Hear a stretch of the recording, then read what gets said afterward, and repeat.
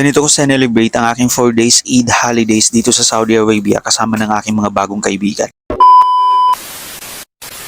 Bumiyahe nga ng almost 4 hours yung mga kaibigan ko na to galing sa Riyadh City papunta dito sa Dammam, Saudi Arabia para dito sila mag-spend ng kanilang holidays sa Dammam. Matagal ko naman ng kaibigan si Nonoy Kevin pero first time ko palang mamimit itong apat sa kanila. The good thing is napapanood naman na nila yung mga vlogs ko kaya hindi na sila nahirapan na kilalanin ako. Kinakapa ko pa sila nung una pero after dinner naging comfortable naman ako sa kanila. Kung napanood mo na yung mga previous vlog ko, alam mo na hindi ako masyadong mahilig makipag-socializing kasi nahihiya ako. But this time, I wanna grow up at gusto kong umalis sa comfort zone ko. 4 days ko silang makakasama kaya paniguradong marami kaming lugar na mapupuntahan. First time ko din sumama sa ganitong klaseng gala. Ang first nga pala na destination namin ay magbi-beach kami sa Al Ukair Beach sa may part ng Hufuf, Al Jubail. It was too far kasi 2 hours drive away from Kubar, Saudi Arabia. Sulit naman yung biyahe kasi pagdating mo doon napakaganda ng dagat. At syempre yung banding namin sa sakyan while papunta kami. At sa mga oras na to mag-aalas 12 na din to na madaling araw. Syempre bago kami maligo nag-shoot muna kami ng vlog.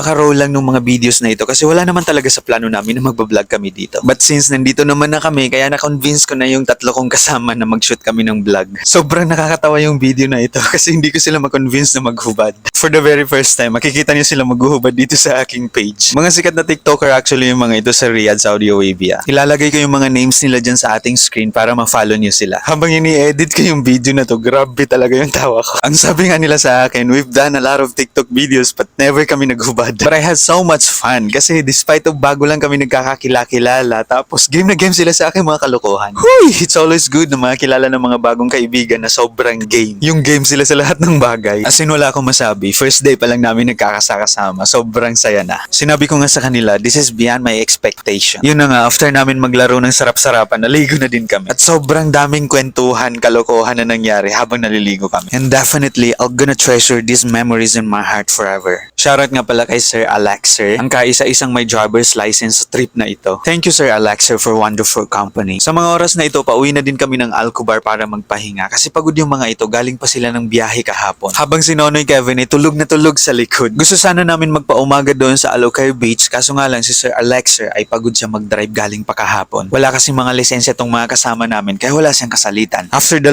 oras na pagdadrive, naabot na din kami dito sa may hotel. Nag-book lang kami ng hotel dito sa may Al Kubar para meron kami mapagstayhan at saka makaligo tapos makapagpahinga man lang. Syempre as usual, hindi mawawala yung paglalaro ko ng sarap-sarapan. Hoy! Baka hisam yan. Kaya nga ang daming nang babash sa akin kasi nga daw feeling yummy daw ako. Well, hindi ba pwedeng confident lang ako at super proud lang sa kung anong meron ako. Syempre pinaghihirapan ko din na i-maintain kung ano yung mga nakikita niyo ngayon sa akin. By the next morning, umarangkada na naman kami sa paggala dito sa Al Kubar. Nandito nga pala kami sa Rahmaniya Mall sa mga oras na ito. Ang first na target namin ay makahanap ng kakainan. At dito nga kami dinala ng mga paa namin sa Jova's Restaurant. Walking distance lang din ito sa may Rahmaniya Mall. At maganda dito kasi meron silang live band every night. At sa umaga naman ay want to sawa ka sa pagbibideo dito. One thing na nagustuhan ko dito sa Jova's Restaurant is super ganda ng kanilang speaker. Magmumukha ka talagang professional singer pagka nag-video ka dito. Ito nga si Jesso, hindi na nagpapigil sa kanyang pagbirit. Syempre hindi naman tayo magpapatalo dyan. Kumanta rin naman na ako dyan. After nga namin mag-brunch doon sa may Jova's Restaurant, dumiretso naman kami dito sa may Madbuba Milk Tea Shop.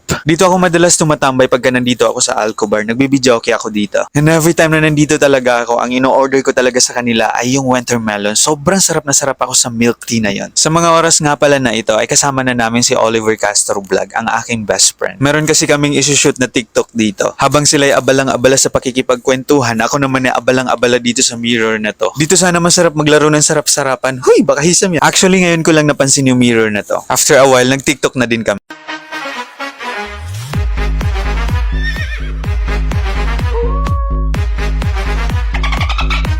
Matapos namin mag-TikTok at lahat-lahat, pumunta na din kami dito sa may Eiffel Tower ng Al Kubar, Saudi Arabia. Diyos ko, kasalanan mo to Oliver Castro Vlog eh. Siya po talaga yung nagpangalan ng Eiffel Tower ng Kubar, Saudi Arabia yan. Kaya dun sa mga nagtatanong kung ano po yung pangalan ng tower na yan, Eiffel Tower po yan, Kubar branch. Gabi na din kami na nakauwi sa hotel namin, kaya sobrang sakit na ng mga kasukasuan namin. Buti na lang, marunong magmasad si Nick. Yun nga lang, after a few hours of tulog, nako, biyahe na naman kami ng madaling araw. At dito na naman kami napunta sa may Ras Tanura Beach sa may Jubel, Saudi Arabia. Sobrang ganda ng beach na to, as in super nakaka-refresh yung hangin dito. Idagdag mo pa yung beautiful sunrise, nako panalo, heaven. Nadatnan nga namin dito sina Sir Jeff na naglalaro sila ng volleyball. Si Sir Jeff nga pala yung isa sa mga idol ko dito sa Al Khobar, Saudi Arabia. Super galing po ng tao na to. Pagka meron kami mga collaboration na shooting na vlog, siya po yung nagde-direct sa amin. Sobrang napaka-down to earth ng tao na to. Kaya pa-subscribe na lang ako sa kanyang YouTube channel. Tapos hindi lang yun, sobrang cute pa niya at sobrang napaka-pogi. I'm just wondering kung single pa ba siya o hindi. O Sir Jeff, single ka pa ba? Sabay tanong kung single pa siya, huy, baka isa mo. Sinulit ko na din na actually yung scenery na to sa dagat na to kasi sobrang ganda, hindi nakakasawang pagmasdan. Feeling mo nasa Boracay ka na din kasi white sand din. Syempre, mawawala ba naman yung paglalaro namin ng sarap-sarapan ng mga kaibigan ko? But anyway, sobrang na-enjoy ko yung halos 4 na araw na to nakasama ko sila. Sobrang dami naming nagawang banding. Yung mga napanood nyo sa video na ito, walang-wala yan sa mga nagawa namin off-cam. Yung mga kwentuhan namin na sobrang mamimiss ko. Hindi ko alam kung kailan pa ito mauulit or mauulit pa ba.